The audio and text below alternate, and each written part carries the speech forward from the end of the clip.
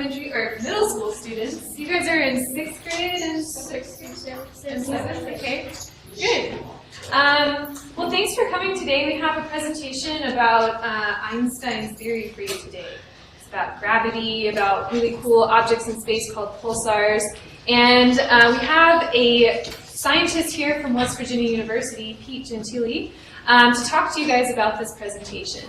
And we're really excited you're here. We've got some other students behind you who are actually college students or even graduate students. They're working on their PhDs, just like Pete is. And so they all research this type of science, and they're here to learn how to give presentations like this to students like you. So you're a very important audience to us, and we'll be curious about your feedback. Feel free to raise your hand and ask questions, and we hope you enjoy the show. Okay, so welcome, Pete. Thanks, everyone. So I want to talk mainly, I guess, broadly about astronomy. I want to talk about the history of astronomy a little bit, where we are now in astronomy, and where we're going in the future. And any talk about the history of astronomy should start by going out on a dark, clear night and looking up. Unfortunately, we're in this building, and even if we were outside, the sun is up anyway, so we can't really do that right now. But if we were to go outside and look up at night, especially in this part of the country, it's awesome, we would see something like this.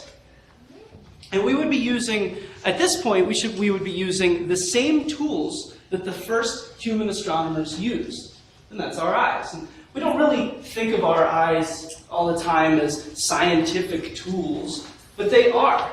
And you can learn a lot about astronomy in the night sky just by going outside, looking up, and keeping careful track of where things are during the night. So, I mean, even just in this picture, we see a lot of different things going on. We see a ton of different dots of light all over the place, and we see this really nice band of color and stars going right through the center of the sky. And so, I mean, just looking at the sky, right in an instant, we can tell that we're in a galaxy.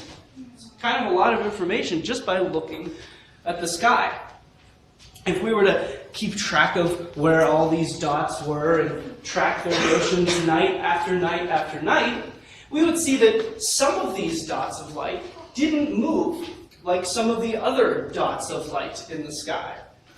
And if we were to keep track of them, we might be able to figure out that some of the dots of light are stars, most of them are stars, but some of them are actually planets. And this is all just using our eyes. A ton of stuff that we can see. And actually, there's a planet in this picture. Does anyone want to take a stab at it? Yeah, it's a little harder. Which planet is it? Mars. Not Mars. Anyone else? Venus. Venus? Not Venus. Venus is too easy for this. Venus you can see right away. This one's a little bit harder. Anyone want to guess? Mercury. Jupiter? Jupiter, we got it. Oh. Jupiter is right there. That's right. So, again, a ton of information we can get just by looking with our eyes. But we're humans. We advance. We get better and better at things. And so the next step for us was to take something called a telescope to look at the sky. Now, nowadays, we think of telescopes as, well, that's what they do. They look at the sky. But back before they looked at the sky, we used them just to look at things that were far away on Earth. So, for example, there's a village on the hill over there that you want to make sure is behaving themselves. Use your telescope to look at that. Well, back in 500 years ago, someone by the name of Galileo turned his telescope towards the sky. And when he turned his telescope towards the sky and looked at this same dot, this is what he saw. So here's Galileo, very curious about the sky, obviously. This is his telescope. And it doesn't look like a dot anymore, at least not one of them. It looks like 5 dots, right? We see this really big one in the center, and then we have a couple smaller ones to either side. And he did exactly the same things that the ancient astronomers did, and he kept track of these dots, these little dots, night after night. And what he found when he did that was that these littler dots were going around the big dot. This sounds pretty simple, and who cares? You probably have guessed that these are the moons and everything like that. Not really a big deal for us because we know so much. But back in his time, this was an incredible discovery. Because think about it this way. You go out at night, you lay on the ground and you look up, and you just wait there all night. What you would see is just like the sun rises and sets, you would see all the stars and the galaxy rise and set along, with everything else in the sky. So it would kind of seem to you, it's very easy to trick yourself into thinking, well, obviously the Earth is still and everything is revolving around the Earth. But Galileo, with a simple discovery, discovered that not everything in the universe revolves around the Earth. Here are 4 things that don't. So using a really simple thing, he was able to make a really, really profound discovery. But again, we're humans. We got better. We got better tools. Starting with Galileo's telescope we have here, we have in the middle, in the top, a telescope made by someone you may have heard of called Isaac Newton. He was the first person to use mirrors to make telescopes instead of lenses like you would have in a magnifying glass. He used mirrors for the first time, which were actually really great. Top right, we have a guy named Edwin Hubble. And if his name sounds familiar, it's because he used this telescope to see that almost all of the galaxies in the universe are going away from us. They're just flying away from us. And this was the first evidence of the Big Bang using this telescope. Down in the bottom, we have more modern telescopes. Bottom left, we have the Keck telescope in Hawaii. And then at the bottom right, we have something called the LSST. Now, this is not built yet. This is planned on being built. But just to give you an idea of how massive this thing is, this is what a person would look like if they're standing next to this. So, quite a bit more advanced than Galileo's telescope. So what does it look like if we were to take one of our modern telescopes and look at that very same dot that Galileo looked at? This is what it would look like. This image is from the Hubble Space Telescope. And it really does not look like a dot anymore. We can see these beautiful colored bands going across the surface, and this famous great red spot, which is a hurricane many times the size of Earth that's been blowing and blowing for centuries. And more than that, we can see one of those littler dots, one of the moons, peeking out from behind Jupiter. And if we look closely, we can see dark and light spots on this moon. This is kind of crazy. We can see details of the surface of one of the moons of Jupiter just by using telescopes. All of these telescopes see the same thing our eyes see, but better. Way, way better, but they still see the same thing our eyes see. Turns out, though, that our eyes can't see a whole lot of different types of light. We can see a whole lot of different colors, but not a whole lot of light we can see. To talk about types of light, I'm going to use the term wavelength. Wavelength you can think of as just another word for color. So, for example, red light has a very long wavelength, and blue light and purple light has a very short wavelength. So, if you're starting at yellow, we could say, what happens if we increase the wavelength? It'll go orange. What happens if we make the wavelength even bigger? It'll be red. What happens if we make it bigger? It'll be very, very red. But eventually, our eyes can't see it anymore. So you may ask, what happens if we make light redder than the reddest red our eyes can see? If you do that, then you get to something called infrared light. If you've ever played a video game that uses night vision goggles, those are goggles that use infrared light. Or if you've ever seen security camera footage of some bad guy at night, it's using infrared. Infrared light comes from anything that has heat. And it's really useful because it can see things without the sun being out. So at night, some animal or something that has body heat, you can see that using infrared light. If we were to make the wavelength longer still, we would have what are called radio waves. Radio waves are what makes your microwave heat up food. They're the type of light that comes to your car and your car transforms into sound. So they're actually what makes your radio work in your car. If we were to kind of take the same pattern and go the other way, we could say, okay, wavelength gets shorter and shorter. What happens if we get to light that's more purple than the purplest purple our eyes can see? If we do that, we get to something called ultraviolet light. This is the type of light that gives you a tan, or that you would protect yourself from if you were to put on sunscreen. Shorter still, we get X-rays. X-rays are the type of light that doctors use to take a picture of your hand if you were unfortunate enough to break a bone or something like that.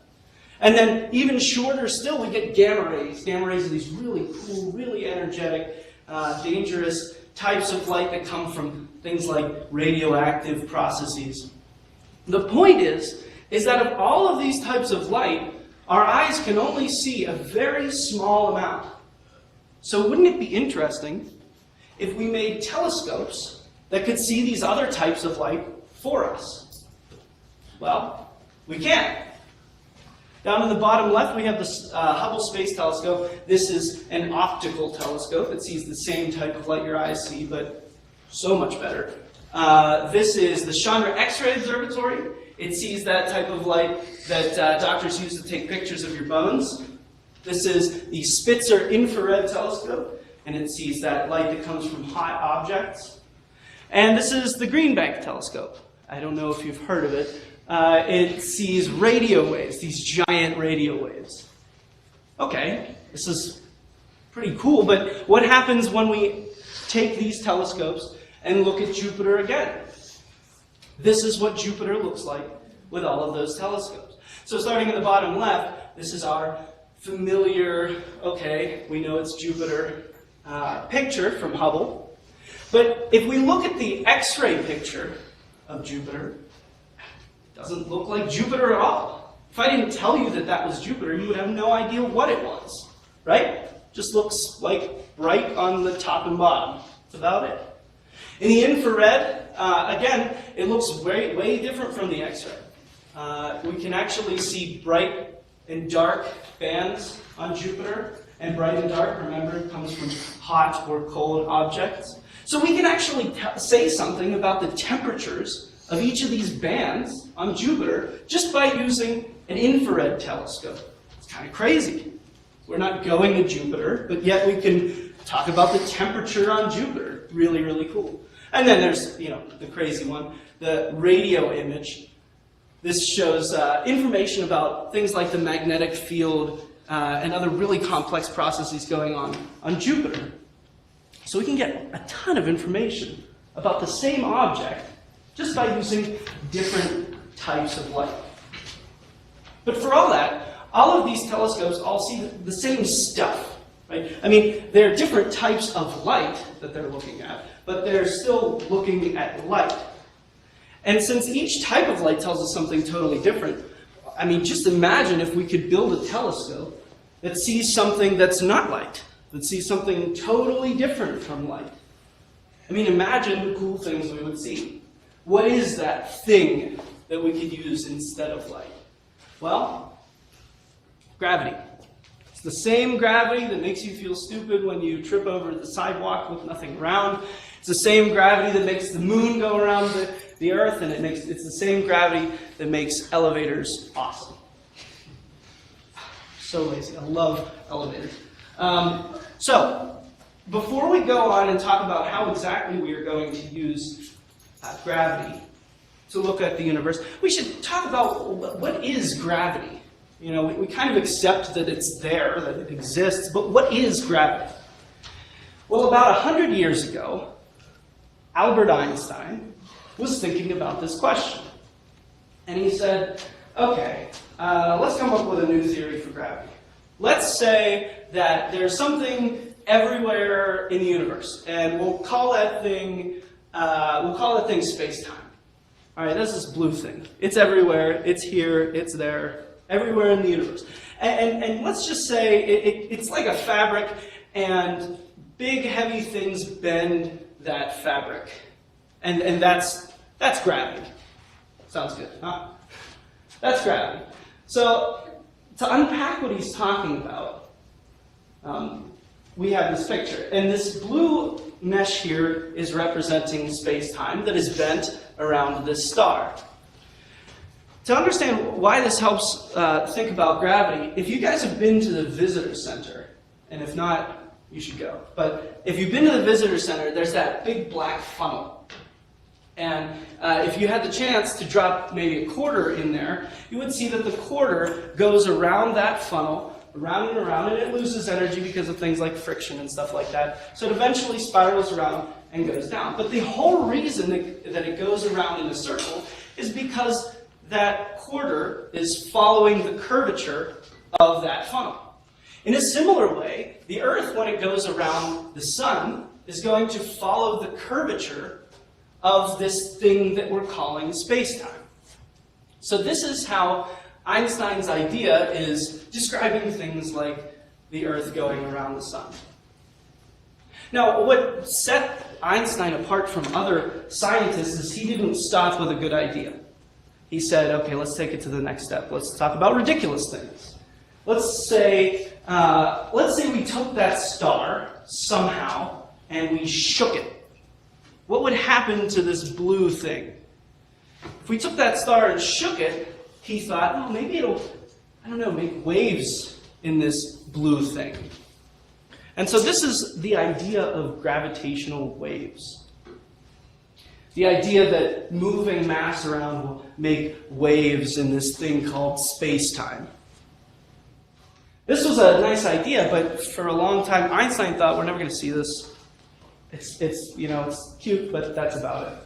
And for a long time, he was right. We didn't see it at all. And people were looking for it. And we made tons of cool animations. So here we have two really heavy objects going around each other. And as they go around, you can kind of see in these stars out here, the stars are seeming to move around because the space-time in between them is being jiggled around. And I really like the concept of gravitational waves because I think a lot of times we get the idea that there aren't any big questions out there anymore. That scientists, they've already kind of solved all the puzzles and we're just dotting the I's and crossing the T's. But this was a huge question mark for a century. And I say was because in February, a team of scientists called the LIGO collaboration announced that they had actually detected these. This is a simulation of what the LIGO collaboration saw. They saw two black holes going around each other, and pay attention to these stars over here, how they seem to jiggle around as these two black holes spiral around each other. So these black holes are losing energy as they go around making these gravitational waves until eventually they get so close that they collide and become a giant black hole. This was an incredible discovery. And it was a discovery that took thousands of scientists, decades and decades of work to finally see. And here they are, happy on television, saying, we've done it, we've discovered gravitational waves. So, let's kind of unpack what they were doing. How do we make gravitational waves? Well, remember when I was talking about gravity, I started off with a big, heavy thing, a star, right? So we need big, heavy things. We need lots of matter, okay? And then it helps more if you kind of compress that matter around, if you make it really, really dense and really, really small, which, is why we're talking about black holes here. They're the densest things that we know of. And then, just like Einstein was thinking about, we need to kind of shake them up or stir them up. So, we have our two black holes here. And we're not shaking them, but they're orbiting around each other. So they're still moving around pretty good. So they're going to make gravitational waves. Question for you. What is going to happen to the black holes as they make these gravitational waves? Do you think, we're going to do a poll here, okay? Do you think that the black holes are going to get closer, farther away, smaller, or bigger? Who thinks A, the black holes are going to get closer? Couple people. Who thinks B, the black holes are going to get farther away? C, black holes are going to get smaller. Everyone's looking around. Come on, be a leader. D, the black holes are going to get bigger. There we go. Actually, the black holes are going to get closer. The first people, they were right. I'm sorry to the D clan to tell you this, but the black holes are going to get closer. And actually, we saw that in the simulation a little bit. They got closer and closer until they collided. So what's going on? Why? Why are they doing that? Well, remember, these black holes are shaking around. They're shaking up space-time. They're making these gravitational waves. But nothing's free. It costs something to make these gravitational waves. It costs energy. So as these black holes are making these waves, they're doing so by giving up their energy. So these black holes are going to get closer and closer together. When they get closer and closer together, they're going to spiral around faster and faster. If they're spiraling around faster and faster, they're going to make more and more gravitational waves, which means they're going to lose more and more energy, which means they're going to become closer and closer. And you get this kind of runaway chain reaction where they make incredibly bright gravitational waves. So this is what the LIGO collaboration saw, and we're looking for something similar. Except we're not looking, the LIGO collaboration, the LIGO team of scientists, saw this with two black holes that were about 30 times as big as our sun, as massive as our sun. We're looking for these signals from supermassive black holes. Supermassive black holes are not 30 times the mass of our sun. They're not 100 times the mass of our sun. Supermassive black holes are about 10 million times the mass of our sun. So supermassive is a really great name for them. And we think we should be seeing them collide like the LIGO team saw, because when we look out in space, we see galaxies colliding, just like we see up here. And we know that at the centers of galaxies, we see these supermassive black holes. So, supermassive black holes should be colliding. Let's do another question. What changes as gravitational waves pass by? How much objects weigh, the distance between the objects, how fast objects fall, or the density of objects. Who thinks gravitational waves change how much objects weigh? Raise your hand. Ooh, no one. That could be the right one. B, the distance between the objects. Who thinks gravitational waves change distances? Okay. C, how fast objects fall. Who thinks gravitational waves change how fast objects fall? No. D, the density of the objects. Who thinks it changes the density of the objects? Okay. The answer, most of you got it, is the distance between the objects. And if you remember that video of the two black holes colliding, and I told you to look at the stars right here because they seem to be kind of moving around in a weird way, the distances between those stars were changing. So what we're using is something very, very strange to look at these, because we need a big detector. If we're looking at gravitational waves from something as big as supermassive black holes, we need a huge detector. We need a detector that's bigger than this building, that's bigger than the Green Bank telescope. We need a detector or a telescope, a gravitational wave telescope, that's bigger than the Earth. We need one that's as big as our galaxy. And so to make something so strange, we need to make it out of things that are just as strange. So we're using things called pulsars. Pulsars were discovered by Jocelyn Bell about 50 years ago. What pulsars are they're really compact stars in our galaxy. And they're also spinning around. They have a magnetic field, so it's like you put a big bar magnet in the center of them. And this magnetic field causes them to shine light in a beam. So really, they're stars that are spinning and have a beam of light. This is a more complicated picture of what a pulsar looks like, but this is really it. You can see it has a beam of light and it's spinning. So when this beam of light is facing the Earth, they appear very bright, but otherwise they don't appear so bright. So it looks to us on Earth like they're kind of like lighthouses out in the galaxy. And this is kind of a good idea. It looks like it flashes when it's facing you, but it's just because that brightness is facing you. So these things are sending these pulses of light to Earth from all over the galaxy. That's a nice stop. So we have, here's our Earth, here's our comically large radio telescope that would probably, that would collapse right away. We have our pulsar out in the galaxy, and it's sending these pulses in a very, very regular way to us. And we can kind of use when these pulses arrive to measure the distance in between us and the pulsar. So, another question. What happens to these pulses as gravitational waves pass by? What do the gravitational waves do to these pulses? Do some of the pulses get brighter? Do some get dimmer? Do all of them get dimmer? Do some of the pulses arrive sooner and some later? Or maybe do they all arrive later? Who thinks A, some get brighter and some get dimmer? All right, who thinks all of them get dimmer? Who thinks some arrive sooner and some arrive later? Who thinks all arrive later? This is no fun. You guys just get the right answers. We should make these hard, way hard. We should have equations and derivations. We're going to, I think we need to do that. Because yes, you're right. Some arrive sooner and some arrive later.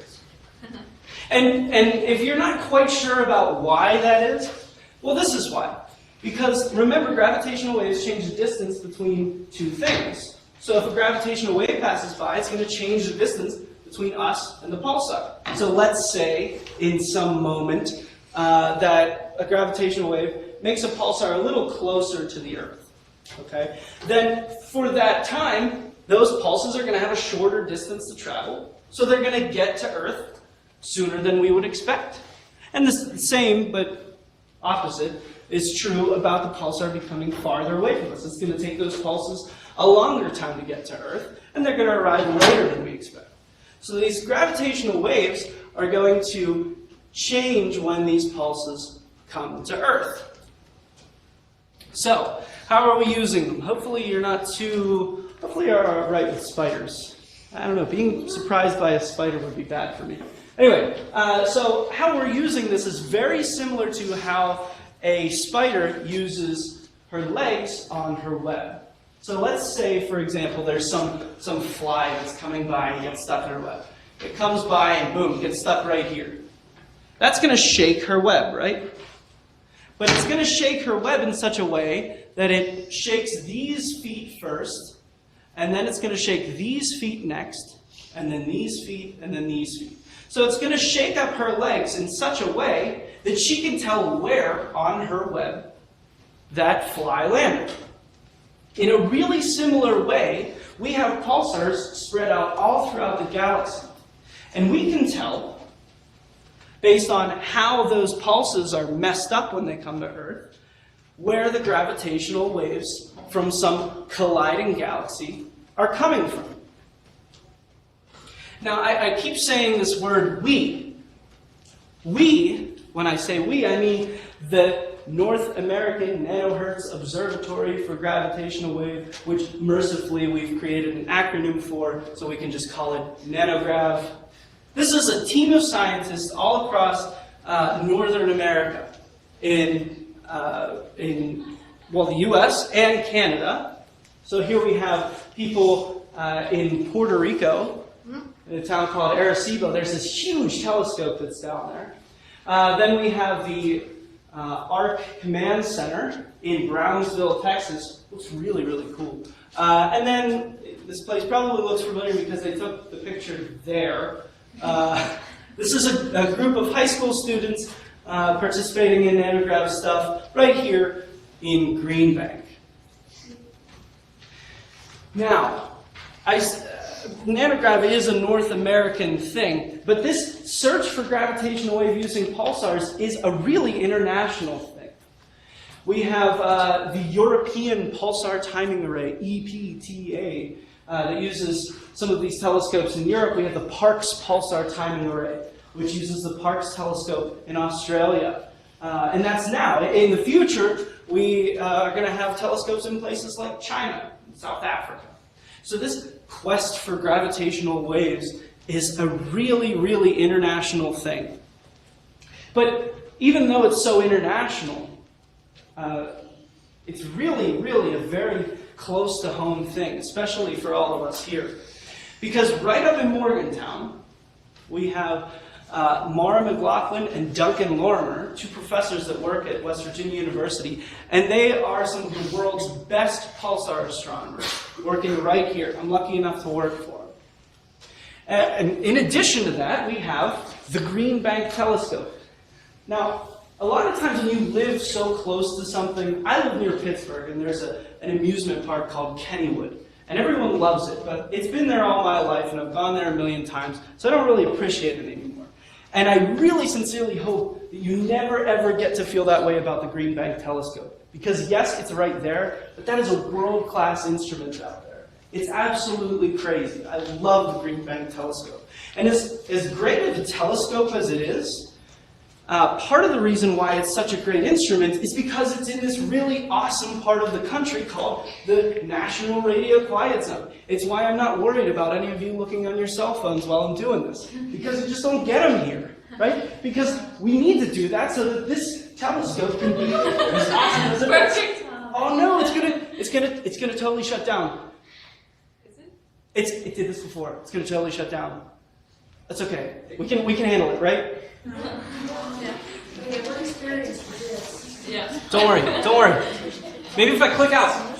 Nope. On a daily basis. Recover my information. Do I want them to do that? We should take a poll. No? Who says I click cancel? Who says I wait it out? So many people didn't. All right. I'm a man of the people. Thanks, guys. This is your fault now. This is your responsibility. So here we see it rotates much like a pulsar. Very regular, too. Let's see if we can get out of this, huh? Hey, there we go. No, we're not going to get back in. Huh? I'm not going to get back in now. Oh, yeah, you're right. I'm a scientist. I can figure this out. Hey, cool. Someone else figured it out and it recovered it. Do you need to enable content? Oh, wow. How many slides? Oh, yeah. Don't worry. 40. 40? You think it's 40? Yeah, I see right there. Slide 1 of 40. Oh! I hate, you know what, you guys. You know what, we're going to start from the beginning, just because of that comment. Okay, no, we already did that. It was on the quiet thing. Right, we were on the quiet zone. Boom, quiet zone. Awesome. And it makes our telescope be as good as it is. But, so even with world-class scientists, and even with a world-class instrument, we still need help. And we need your help. That's why we've created something called the Pulsar Search Collaboratory. This may look familiar.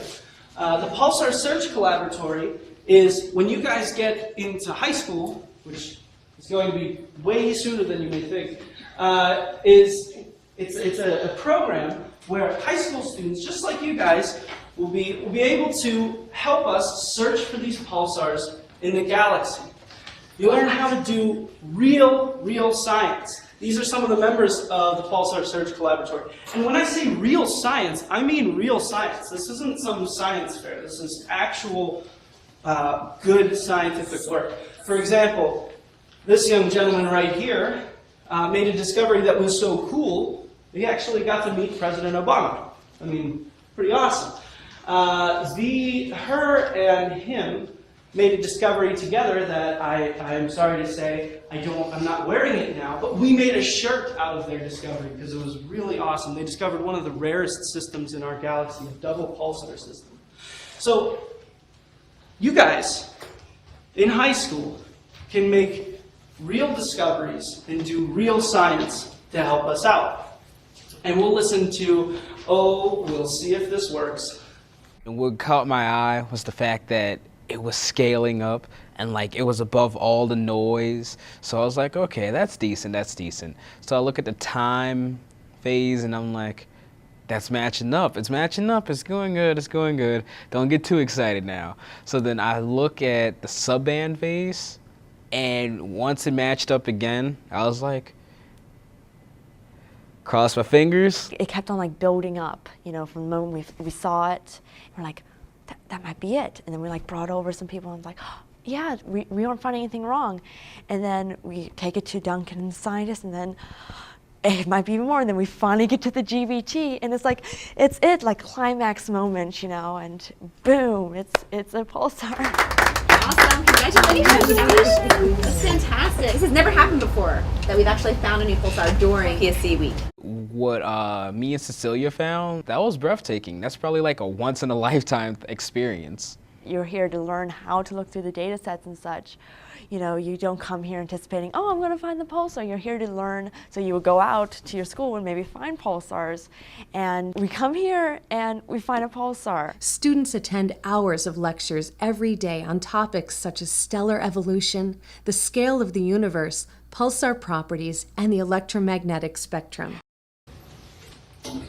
So that's the Pulsar Search Collaboratory. These students are doing awesome work. And they're becoming part of a new community of gravitational wave astronomy, using gravity instead of light to look at our universe. And just like different telescopes and light saw way different things, different telescopes with gravity are going to tell us way different things. So I hope when you get to high school, you think, you know, I want to do some of this science, and you contact us to become part of this. Because you can become part of the legacy of Einstein, Galileo, and Jocelyn Bell. So, thank you very much for your attention. I appreciate it.